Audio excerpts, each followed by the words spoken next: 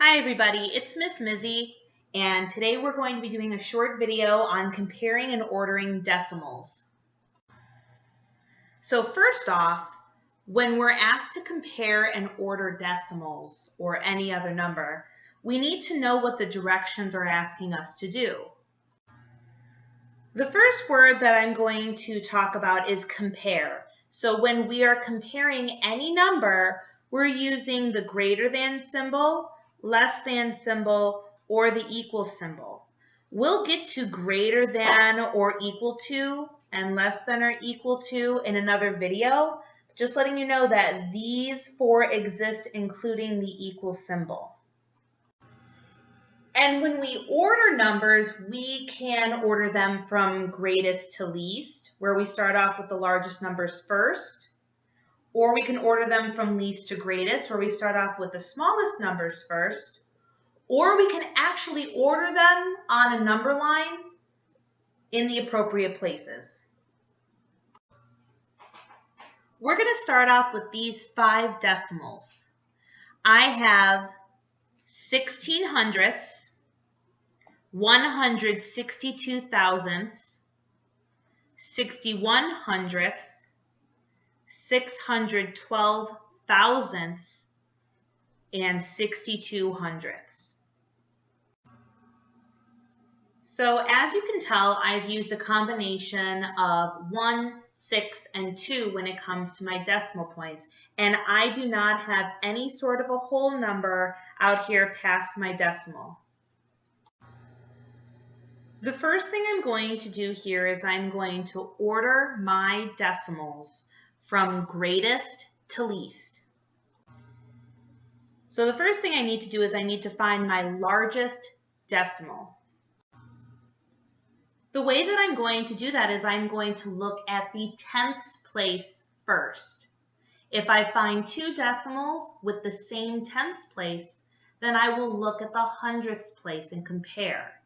If they both have the same hundredths place, I will go to the thousandths place.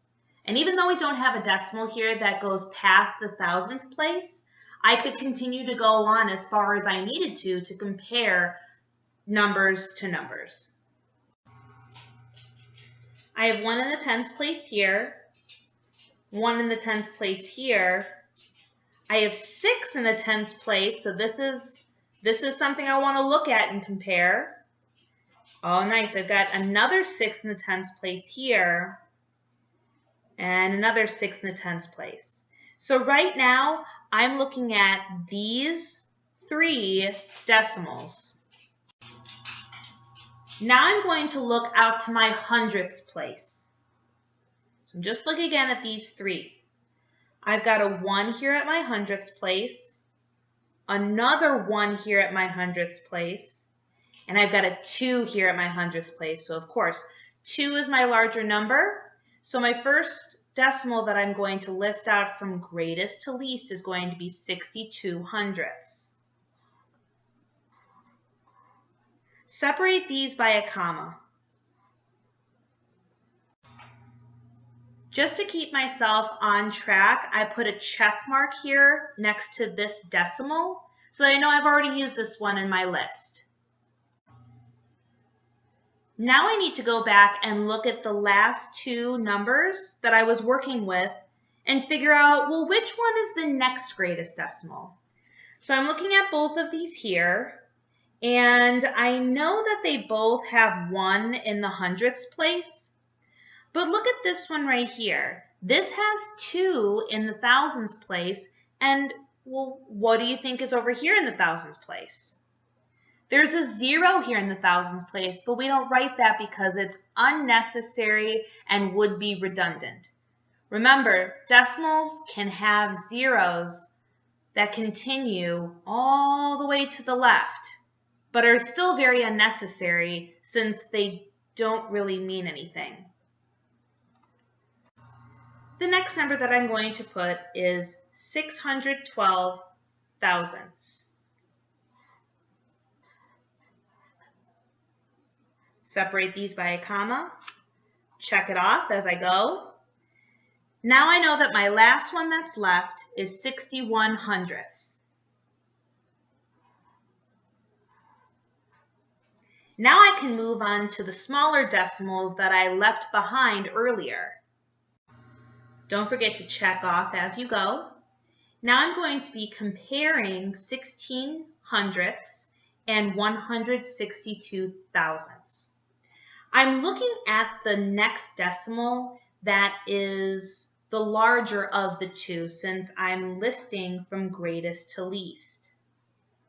Separate these by comma. I'm looking at these two numbers here. Let's compare.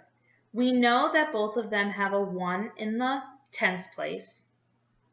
They both have a 6 in the hundredths place. And similar to the last set of decimals that we were working with, we can see that there's a 2 here in the thousands place, and there's an invisible 0 that's unnecessary in the thousands place to be here. And we can put it there just to be fun. But really, we're comparing a 0 against a 2. So of course, if I'm looking for the next largest number, it's going to be 162 thousandths. And then finally, 16 hundredths. If you needed to write these from least to greatest, and you were really comfortable with writing them from greatest to least, what if you like writing them from greatest to least, and then flip them around if the directions say to write from least to greatest? If that's how your mind works, by all means, I think that's a great strategy to use. So let's move on to the comparing side of things. We're going to use greater than, less than, or equal to compare two different decimals. When you started comparing numbers in kindergarten and even through 3rd and 4th grade, you may have used the alligator analogy to determine which number was larger, and then whatever way the alligator's mouth was opened to, that's how much cookies they wanted to eat or pieces of pizza that they wanted to eat.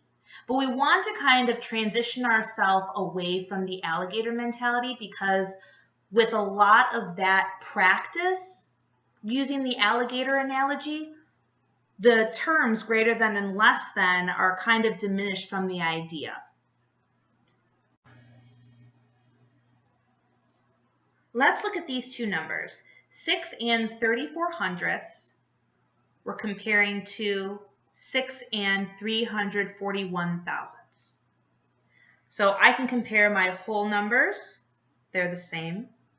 My tenths place, the same. My hundredths place is the same. And my thousands place. Since there's an invisible 0 here and a 1 here, we can say that this number is larger. However, the symbol that we put inside of this blank box is the less than symbol. We could essentially say that 6 and 341 thousandths is larger than 6 and 34 hundredths. But here's where the alligator analogy kind of falters. In math, we have to read this from left to right, like we read in English. So we say 6 and 34 hundredths is less than, since that's the less than symbol, 6 and 341 thousandths. A lot of math textbooks and standardized testing will have problems that look like this next one here, which give a variation of the numbers just in different orders to make sure that you know how to compare as well as your place values. So let's look at this number here. If it helps you, you may say this out loud to yourself, whisper it out loud to yourself to better understand the place value of things. So to read this would be 602 thousandths, and this would be 62 thousandths. Remember, if we have a 0 place value in for the tens place, we need to say this number as it looks to be, and then count the place value to say where we end off. Tenths, hundredths, thousandths. So this would be 62, and this 2 ends in the thousandths place, so we say 62 thousandths. So let's start to compare. This one's a pretty easy one. Let's start at the tenths, because we know that our whole numbers, both 0. We'll start at the tenths. I'm comparing 6, and I'm comparing 0. Right off the bat, we know which one is larger. Since 6 is greater than 0, we can put the greater than symbol. We say this from left to right. 602 thousandths is greater than 62 thousandths. Now the last problem here is also very common in math textbooks and on standardized tests. They will include something that's actually not necessary in the math world. Just like I've been telling you before, this 0 at the end of 1 and 220 thousandths is completely unnecessary, but look how it makes this number look a lot bigger than this number. So the way that we say this, and we're not going to answer this part yet, the way that we say this number, again, is 1 and 220 thousandths, and we say this number 1 and 22 hundredths. So let's compare. Our whole numbers are the same. Our tenths place is the same. Our hundredths place is the same. Now let's compare our thousandths place. We have a 0 here, and what do we have here? We know that this 0 is unnecessary. There's no other number next to the 0, therefore this 0 as a placeholder is completely unnecessary. Therefore, this number turns into 1 and 22 hundredths. Isn't that the same as 1 and 22 hundredths here? Therefore, these two decimals are equal to each other.